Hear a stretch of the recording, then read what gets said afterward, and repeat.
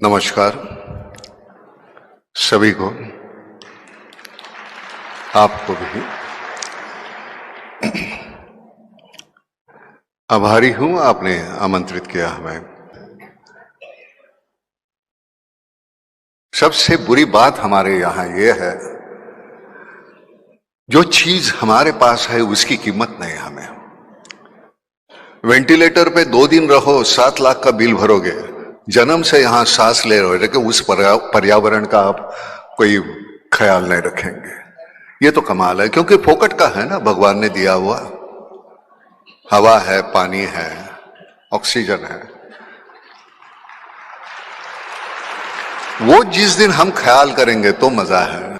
I like you not because of what you are, but what I am when I am with you.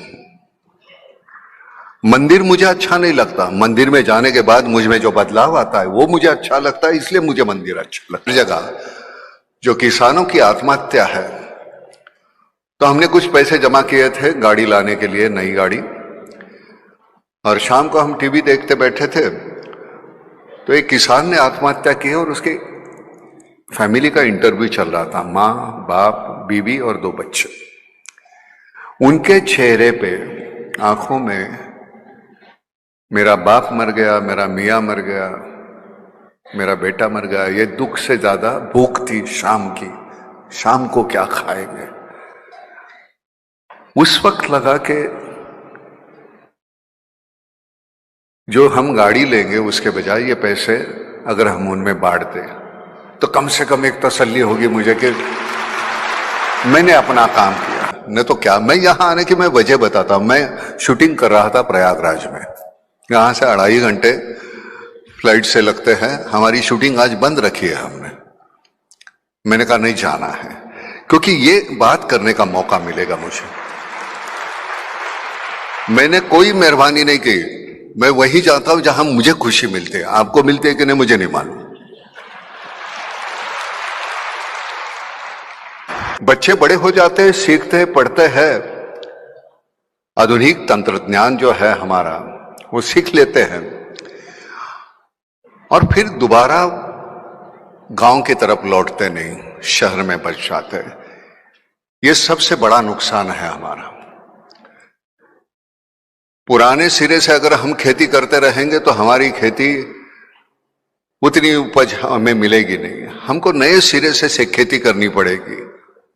नया तंत्रज्ञान हमें, नई पीढ़ी को अवगत है, लेकिन वो वापस जा नहीं रही है खेत में। तो ये माइग्रेशन जो है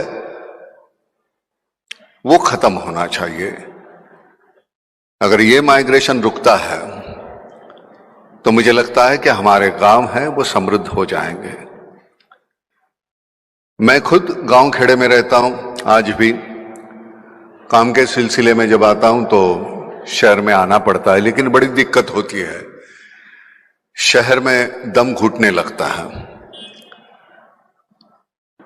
दीवारों में रहते हैं हम। मैं, मेरी बीवी, मेरे बच्चे, मेरे माँ बाप। खैर आजकल तो माँ बाप भी नहीं। तो हम इतने सीमित हो गए हैं। जो कल हमारे सामने हमारा एक पड़ोस था, अगर घर में, बगल के घर में अगर कुछ पकता था तो एक कटोरी हमारे घर में आ जाती थी। हमारे यहां पकता था तो वहां जाती थी, लेकिन वो सब कहां गायब हो गया। बड़े सिरे पे हमें सोचना पड़ेगा। 35 थे, 135, 140 हो गए हम।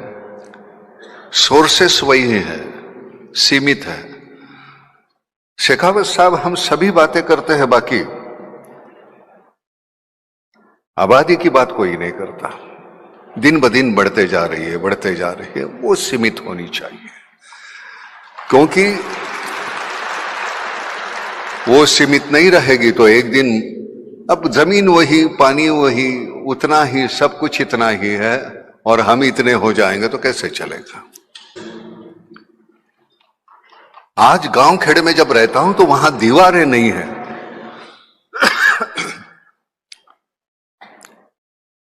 अगर शहर के आदमी को पूछो कि आसमान देखा तुमने, कब देखा, है ही नहीं वक्त। हर बार नीचे देख के चल रहे हैं, काम कर रहे, काम कर रहे, काम कर रहे। अरे भाई आसमान देखो, हमारे लिए बना हुआ है। अब शहरों में बचा भी कितना आसमान, खिड़की इतना तो आसमान है। अब भी वो बड़ी बड़ी इमारतें आ गई, वो भी हमारा आसमान छीन लिया वो इमारतों ने। धन्यवाद।